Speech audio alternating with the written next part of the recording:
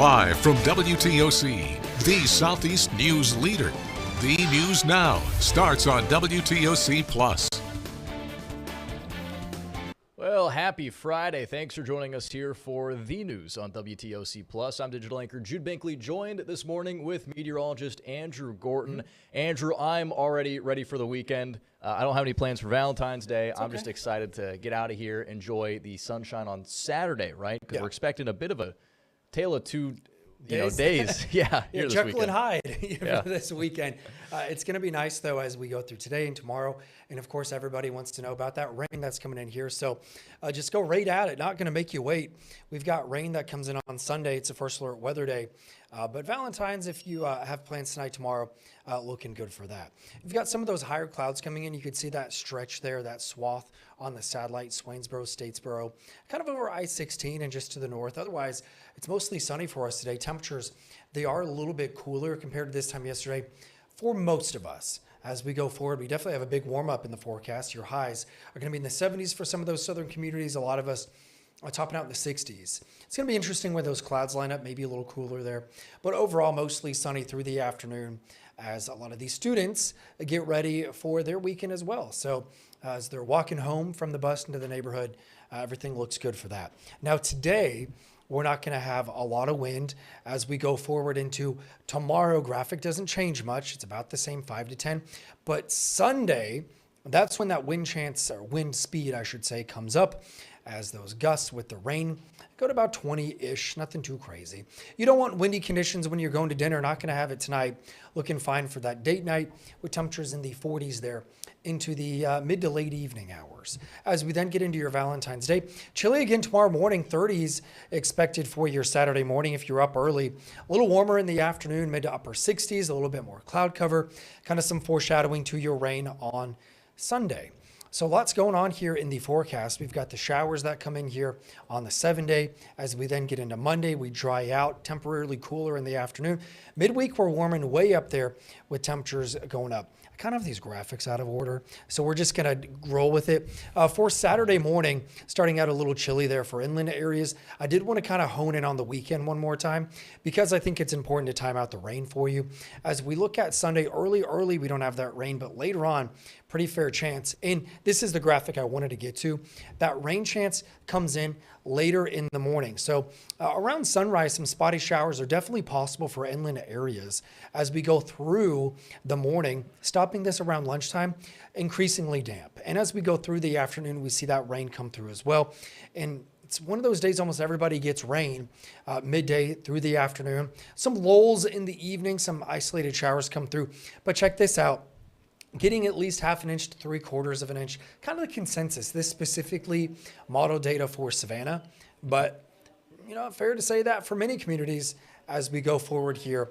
And this is through Monday, really Sunday where the rain is coming in. So that's what we're looking at for your local forecast, but plenty of time today, plenty of time tomorrow. Run your errands, get your groceries, have your date night, Singles Awareness Day, whatever you want. Weather looks good for that here the next couple of days. Yeah, I always think indoor activities are good on rainy days. We've got something called WhiskerCon coming to Savannah this weekend, and I was going to go check that out on Sunday because it'll be rainy. Yeah. Stay inside. It's actually just down the street from here. Yeah, that's definitely the time to do it. And I've seen the billboards. Yep. I know nothing about it other than it's cat related, so can't wait to hear about it. I'll keep you posted. Nice. All right, Andrew, I'm trying to think about how to segue this, but you're essentially pulling double duty today as our sports reporter in some ways. Well, I've been doing NASCAR stuff for a while for the station and for our parent company in general. I'm kind of the unofficial NASCAR reporter. So I've been going to races since I was knee-high to a grasshopper, as the country folks say. And I've been, kind of doing this specifically for going on 5 years. So long story short, every week talk to a driver from NASCAR. They give me a time slot. And this week, of course, we got Kyle Busch. He won the pole for the 500. Spoke with him. Every week we're going to have a driver, so maybe that's something we could start featuring on Fridays just for fun. But I guess the segue would be rain, always a big talker. 4 out of the last 5, I think 500s in Daytona have been impacted by rain in some way, shape, or form. Maybe going to happen again. Not my job. for this one. So I'm going to be sitting on my couch, hopefully being able to watch a little bit of this. But Jude, to segue into this, Kyle Busch, champion of the sport. He's done just about everything except win the Daytona 500. And he never won a pole for the Daytona 500 until Wednesday. All right. Congratulations on getting that pole. I mean, you've done so many things over your career. One of the things you've not done is get the pole for the Daytona 500. I mean, what did that feel like? It's hard to experience new things at this point in your career. Well, it is hard, but there was a lot of great optimism around everything coming in here, and going into practice and all the things that we did setting up for our pole run last night. It was Jim Pullman, new crew chief on board this year. Gave a lot of confidence, and had some in himself about just being able to feel like the car would have the speed that it took to sit on the pole. So I'm always kind of like, yeah, whatever, okay, I've heard that before from my crew chiefs in the past, but this one here, he lived up to it. So really appreciate that, and all the hard work from the guys, everybody at RCR and ECR Engines. Feels good to start up front, and hopefully we can hold them off and win this thing on Sunday. Awesome. So that was kind of a segment from your interview with Kyle Busch. Yeah, I talked to him for a few minutes. Busy guy, of course, after getting millions of views on that car. Single car qualifying was Wednesday. They had the duels last night. He managed to keep his car clean, so he's going to keep that pole position for the race on Sunday afternoon. They're going to be it's kind of a race within a race, because they got to get the race in before it rains. Officially, these races can be official at halfway, so never how you want to see a 500 be impacted. It'd be great if you could just talk about the race itself. But hey, he put down a fast lap, didn't beat second place by much, but it was enough. Chevy's got a new body this year as well, so a lot going into this. Congratulations on. You've got plenty of guys out there that can win this race. It's one of the equalizing races. You've got Daytona, Atlanta, Talladega, where it's more pack racing, or they're draft-oriented tracks. So Kyle's never won the 500. He's won a summer race at Daytona 2008, I believe. So he's had success there, but just checking off that big race is tough. And last year, everybody wanted him to get it done. 20 years of trying was Mike Joy's famous call when Dale Earnhardt got it done on his 20th try. Well, maybe for Kyle Busch, it'll be his 21 years of trying for the special 500. number, yeah. Yeah, we'll see what happens, but it's going to be interesting no matter what. But a full field of drivers who know this might be their best chance of winning all year long. Big payout, biggest payout in Cup history. I think the purse is north of $31 or $32 million.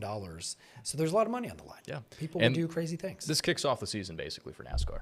Yeah, it does. And next week they will go to Echo Park Speedway in Atlanta. So hopefully we can bring you some coverage of that as well in some capacity. But interesting with Kyle Busch too is he's kind of got this villain arc. He 10 years ago, 10, 15 years ago, he was winning all the time. Didn't have a fan favorite attitude. He kind of was say whatever. We couldn't run his sound bites because they weren't the TV bad friendly. boy of racing. Yeah, but now he's got a couple kids, and his son races. He's young, so he's racing these little cars they call Legends.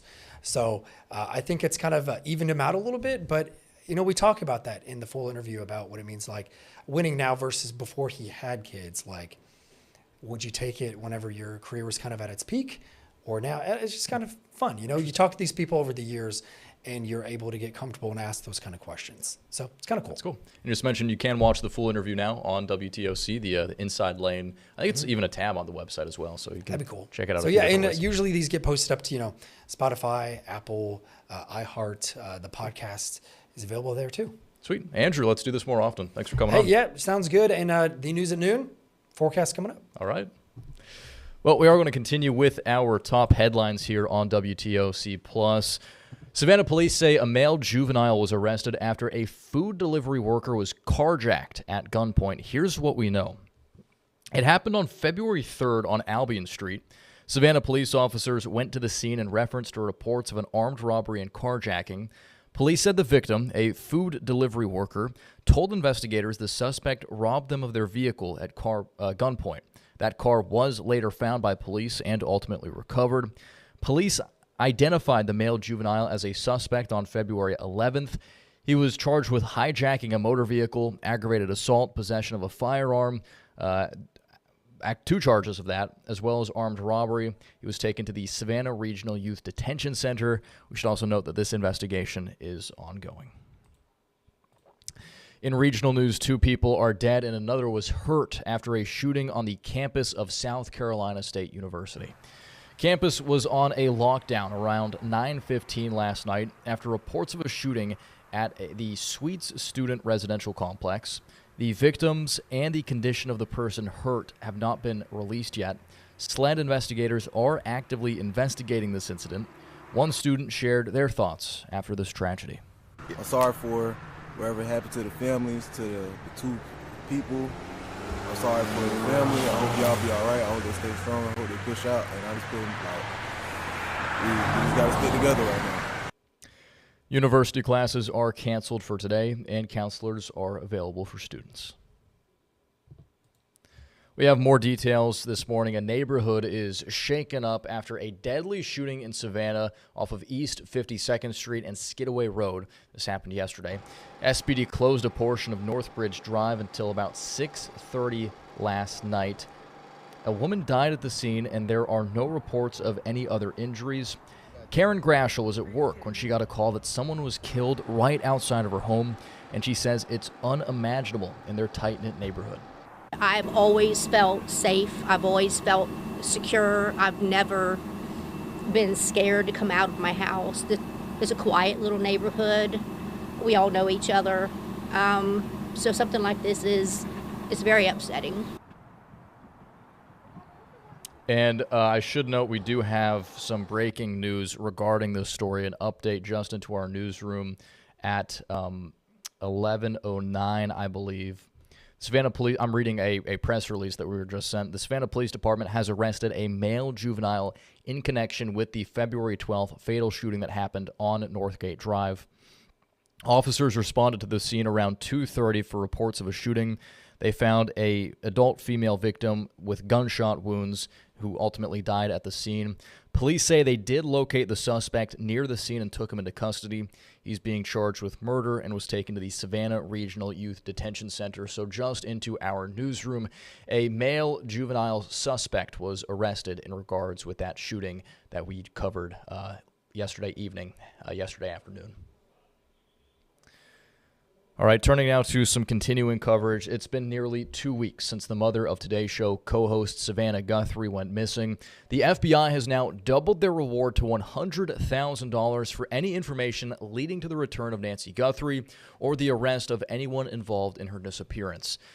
For the first time, authorities have also released a detailed profile of the person they're calling a suspect in the case as the search for answers continues. CBS's Bradley Blackburn has the latest. The FBI has released a more detailed description of the masked person seen on Nancy Guthrie's doorbell camera from the night she disappeared. The Bureau says the suspect is male, 5'9" or 5'10", with an average build. The FBI also says he was wearing a black 25-liter Ozark Trail hiker pack backpack like the one seen here.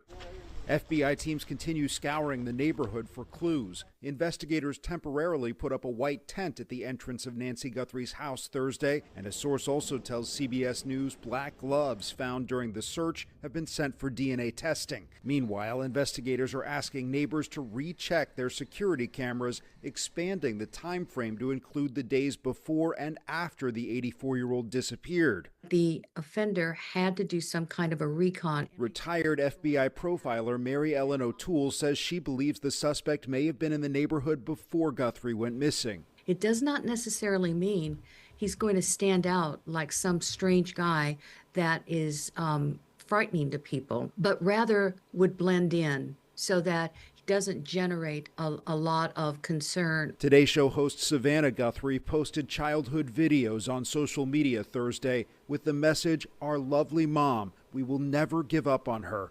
Thank you for your prayers and hope." Flower tributes are growing outside Nancy Guthrie's home as the efforts to bring her back stretch into a 13th day. Bradley Blackburn, CBS News, New York. Well, at the nation's capital, a partial government shutdown is almost guaranteed as lawmakers have until tonight to fund the Department of Homeland Security, and so far, no deal has been made. Democrats have objected to funding the department in the wake of federal agents killing 2 U.S. citizens in Minneapolis. WTOC Washington correspondent Brendan Cullerton has the latest from Capitol Hill. Democrats are demanding substantial changes for how ICE officers conduct themselves in exchange for funding the broader Department of Homeland Security. Republicans say those demands have gone too far for them to sign off on. Democrats say the protocol changes they want for immigration enforcement officers should not be controversial. We simply want ICE to be required to follow the same standards that law enforcement agencies across the country already follow. Democrats want to force ICE to use judicial warrants in order to enter homes, to stop wearing masks, and to end the practice of roving patrols. Republicans in the Senate say they're not taking negotiations seriously. It took them more than a week to come up with a list of demands. They didn't provide legislative text until this past weekend. But now they have the gall to suggest that it's Republicans who are slow walking things. The White House attempted last-minute negotiations with Democratic leaders on the issue, but Democrats say the president's proposal is not enough. It falls short of the type of dramatic changes necessary in order to change ICE's out-of-control behavior. Republicans warn DHS manages much more than just ICE, and a shutdown would impact departments such as FEMA and TSA. A TSA agent is going to go without a paycheck. Why? So that you can posture politically. I'm over it. DHS is slated to run out of money early Saturday morning without a deal. In Washington, I'm Brendan Cullerton. Back here in the Peach State, the Georgia House of Representatives is preparing for significant federal budget cuts, which could impact the Department of Human Services that oversees many programs having to do with children and public assistance. The Human Services Department oversees the Division of Family and Children's Services. State Representative Teddy Reese says they are having to adjust the state budget because of it. The Georgia House has already approved a budget, and now that's going to the state Senate. Our DFACS for the state of Georgia is in an $89 million deficit right now. When the state takes a child into the custody of the state is responsible for that child. And if we're not giving that child essential services that they need, then we're pretty much just as negligent as the situation that we brought them out of. And according to Reese, state spending will be limited as they work for new ways to allocate that money. Finally, here on WTOC Plus, Savannah State University will have a wreath-laying ceremony to mark National Freedom Day. It was postponed a couple weeks ago due to the winter weather we had. The SSU Honors Program will lay a wreath at the Richard Wright bust in front of Wright Hall on campus at 1 o'clock this afternoon. Everyone's invited to attend the ceremony. Now, Wright was the university's first president in 1890, rallying local and national leaders to establish National Freedom Day to memorialize President Abraham Lincoln's signing of the 13th Amendment, abolishing slavery in the United States. All right, and with that, we're going to wrap things up here for the news on WTOC Plus. We'd like to thank you all for joining us on your Friday morning. We'll be back in 40 minutes for the news at noon right here on WTOC. I'd like to thank you all for watching again, and here's Local News Live.